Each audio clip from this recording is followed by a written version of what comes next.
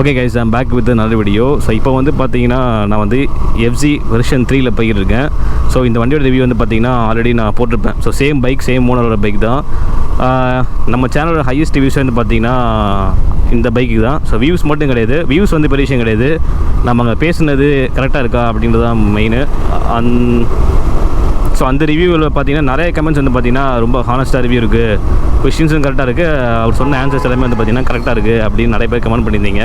And இந்த பைக்கோட right review தான் பண்ணிக்கிட்டு இருக்கோம். ஸோ இந்த பைக் வந்து யாருக்கு அப்படின்னா அந்த ரிவ்யூலே சொல்லியிருப்பாங்க, சிட்டியில் யூஸ் பண்ணுறவங்களுக்கு, ஃபேமிலியாக போகணும் அப்படின்னு நினைக்கிறவங்களுக்கு.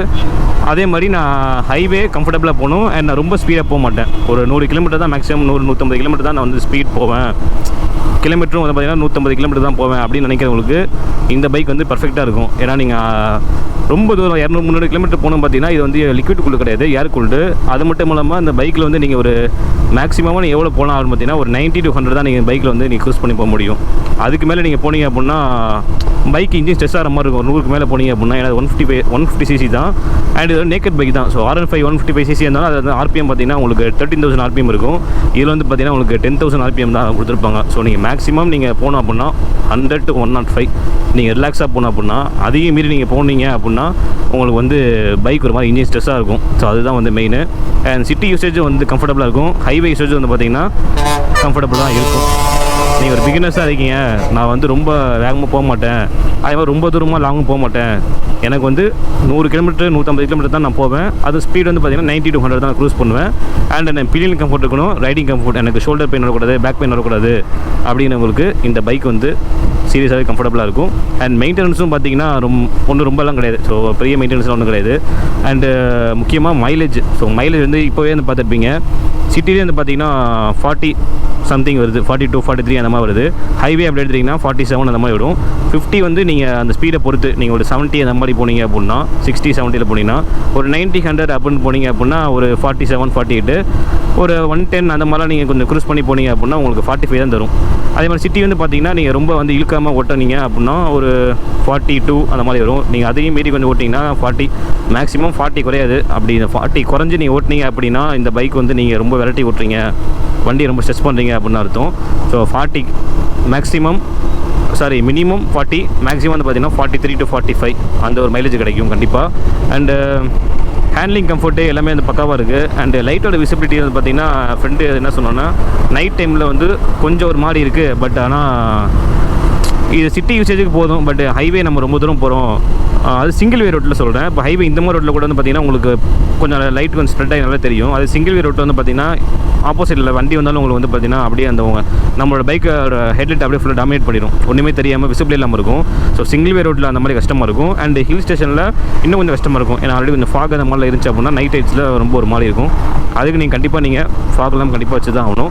மற்றபடி நான் இந்த மாதிரி ரோட்டில் வந்து உங்களுக்கு வந்து விசிபிலிட்டி கரெக்டாக இருக்கும். ஏன்னா நீங்கள் 100 கிலோமீட்டர் ஸ்பீடில் போகும்போது உங்களுக்கு கரெக்டாக இருக்கும். ஒரு 100க்கு மேலே மேக்ஸிமம் இந்த வண்டியில் போக வேண்டிய அவசியம் கிடையாது. ஸோ 100க்கு மேலே நீங்கள் வந்து போனீங்க அப்படின்னா வண்டியை கஷ்டப்படுத்தி போகிற மாதிரி தான் இருக்கும்.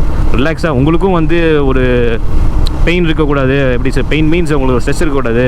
நீங்கள் இந்த வண்டியில் நீங்கள் 100க்கு மேலே போனீங்கன்னா உங்களுக்கு வந்து பயம் கொடுக்கும், ஒரு 100க்கு மேலே நம்ம போகிறோம் அப்படின்னு சொல்லிட்டு. அந்த மாதிரிலாம் இருக்கக்கூடாது. அண்ட் வந்து எனக்கு சிட்டியில் கம்ஃபர்ட் இருக்கணும். அண்ட் எல்லா பைக்லையும் பார்த்தீங்கன்னா ஷோல்டர் பெயின் வராது, அண்ட் விர்ஸ் பெயின் கண்டிப்பாக வரும். இந்த இடத்துல வந்து பார்த்தீங்கன்னா உங்களுக்கு நீங்கள் த்ராட்டில் கொடுக்கறதுனால கண்டிப்பாக பெயின் இருக்கும் நீங்கள் லாங் ரைட்ஸ் போகும்போது. அது வந்து எல்லா பைக்லையுமே வழக்கம் தான். என்ன கொஞ்சம் R15 அந்த மாதிரி பைக்லாம் கொஞ்சம் சீக்கிரம் வந்துடும், பட் இந்த பைக்கில் நீங்கள் வந்து பார்த்தீங்கன்னா கொஞ்சம் லேட்டாக வரும், அவ்வளோதான் டிஃப்ரென்ஸு.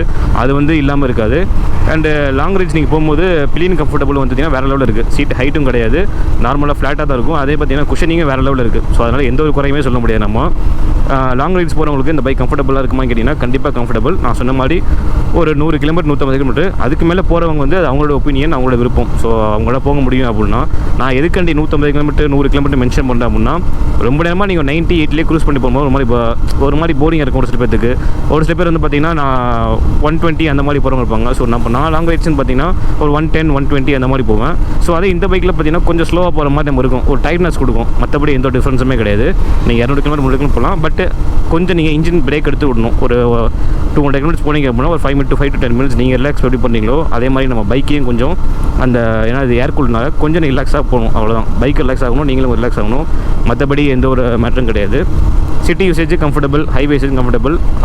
அதே மாதிரி நான் சொன்ன மாதிரி ஃபேமிலியே போகணும், லாங் ரைட்ஸ் வந்து கம்மியாக ரொம்ப போக மாட்டேன். அந்த மாதிரி உள்ளவங்க இந்த பைக் வந்து சீரியஸாகவே கம்ஃபர்டபுள்னு கேட்டிங்கன்னா 100% கம்ஃபர்டபுள், அது எந்த ஒரு குறையுமே சொல்ல முடியாது. அண்டு குவாலிட்டி வைஸ் சொல்லணும் அப்படின்னா நிறைய பேர் வந்து R15 இருக்கட்டும் அண்ட் எஃப்சிலையும் பார்த்தீங்கன்னா அந்த டேங்க் பழம் தான் சொல்லியிருந்தாங்க. ஸோ இது வந்து பார்த்தீங்கன்னா இப்போ கவர் போட்டிருக்காங்க. பைக் எடுக்கும்போது ஷோரூம் என்ன சொன்னாங்க அப்படின்னு பார்த்தீங்கன்னா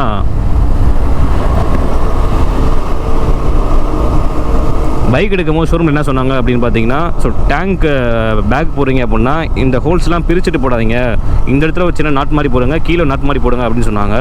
அது மாதிரி தான் இந்த பைக்கில் போட்டிருக்கு. ஸோ அதே மாதிரி நீங்களும் போடுங்க. அண்டு டிஸ்க்லாம் வந்து பார்த்தீங்கன்னா திருப்பிடிச்சிருக்கு. ஸோ டிஸ்க்கு சீக்கிரமாக திருப்பிடிச்சிருது, செயின் சீக்கிரமாக திருப்பிடிச்சிருது, வண்டியில் இந்த கீழே அந்த சஸ்பென்ஷன் கிட்ட திருப்பிடிக்குது, ஸ்டாண்டு அந்த ரெஸ்ட்டு வந்து பார்த்தீங்கன்னா பயங்கரமாக இருக்குது. ஸோ நான் இப்போவே பார்த்தேன், இது மழை டைம் மட்டும் இல்லை, நீங்கள் சின்னதாக வாட்டர் சர்வீஸ் விட்டுட்டு லைட்டாக தண்ணி தலைமை வந்துடுது. ஸோ அந்த ஒரு குவாலிட்டி வந்து ஒஸ்ட்டு. ஸோ என்ன கேட்டிங்கன்னா இப்போ நான் மற்ற பைக்கில் நான் அந்த மாதிரி பார்க்கல. இப்போ Yamahaவில் கொஞ்சம் கொஞ்சமாக அந்த மாதிரி ஒரு இந்த மாதிரி வருது, பட்டு போக போக அதை சேஞ்ச் பண்ணிக்கலாம். அண்ட் இண்டிகேட்டர்ஸ் வந்து பார்த்தீங்கன்னா ஹாலோஜன்லாம் கொடுத்துருக்காங்க. ஸோ இந்த செக்மெண்ட்டுக்கு ஓகே தான், ஹாலோஜன் ஓகே. அண்ட் டிஸ்பிளே பார்த்தீங்கன்னா உங்களுக்கு நல்லா விசிபிலிட்டியாக நல்லா தான் இருக்குது. அண்ட் சைட் மிரர்ஸ் வந்து பார்த்தீங்கன்னா அந்த ரிவ்யூ சொல்லியிருப்பான், ஷோல்டர் வரைக்கும் கரெக்டாக தெரியுது. அடுத்து அந்த ரோடு வந்து பார்த்தீங்கன்னா கரெக்டாக அந்த எட்ஜில் வந்து கட் ஆகிறதுனால சரியான முறையில் தெரியல அப்படின்னு என் ஃப்ரெண்டு சொன்னான். அது வந்து பார்த்தீங்கன்னா ஓகே தான், ரொம்ப ஒன்றும் பெரிய குறையாக சொல்ல முடியாது. பட் ஒரு சில பேர் சைட் மிரர்ஸ்லாம் பார்த்து ஓட்டுவாங்க, அவங்களும் வந்து கொஞ்சம் ஒரு மாதிரி இருக்கும், மற்றபடி எந்த இதுவுமே கிடையாது. Handling comfort, billion comfortable, and பைக்கோட சஸ்பென்ஷனு, அண்ட் முக்கியமாக ஏபிஎஸ். ஸோ ஏபிஎஸ் வந்து பார்த்தீங்கன்னா பக்காவாக இருக்குது. ஸோ ஃப்ரண்ட்டில் வந்து பார்த்தீங்கன்னா பைப்ரேக் ஏபிஎஸ் கொடுக்குறாங்க. சிங்கிள் சேனல் ஏபிஎஸ் தான். சிங்கிள் சேனல் ஏபிஎஸ் அந்த பைக் வந்து போதுமாக கேட்டிங்கன்னா தாராளமாக போதும். ஏன்னா நீங்கள் மேக்ஸிமம் நீங்கள் அந்த பைக்கில் போகும்போது 100 to 105 தான். ஸோ அந்த ஸ்பீடு வந்து பார்த்தீங்கன்னா எனக்கு தெரிஞ்சு ரொம்பவே கம்ஃபர்டபுள் இருக்கும். ஸ்டாப்பிங் பவர்லேருந்து எல்லாமே வேறு லெவலில் இருக்குது. ஸோ அவ்வளோதான் இந்த வீடியோ. ஸோ இதுக்கு மேலே இந்த பைக்கில் வந்து பெரிய அட்வான்டேஜ் அப்படின்னு பார்த்தீங்கன்னா நான் சொல்லிட்டேன். டிஸ்அட்வான்டேஜ் பார்த்தீங்கன்னா 2-3 விஷயம் தான். ஸோ பெரிய டிஸ்அட்வான்டேஜ்லாம் அந்த பைக்கில் சொல்கிற மாதிரி ஒன்றும் இல்லை. அண்டு நிறைய பேர் வந்து பைக்கோட டாப் ஸ்பீட் கேட்டிருந்தீங்க, அது கண்டிப்பாக நெக்ஸ்ட் வீடியோவில் நான் போடுறேன். ஸோ அந்த பைக்கை ரைட் ரிவ்யூ பிடிச்சிருந்தா மறக்காமல் லைக் பண்ணுங்கள், ஷேர் பண்ணுங்கள், சப்ஸ்கிரைப் பண்ணுங்கள். உங்கள் ஃப்ரெண்ட்ஸ் யாராவது வாங்கணும் அப்படின்னா கண்டிப்பாக அந்த வீடியோ உங்களுக்கு ஷேர் பண்ணுங்கள். அவ்வளோதான். தேங்க்யூ ஃபார் வாட்சிங்.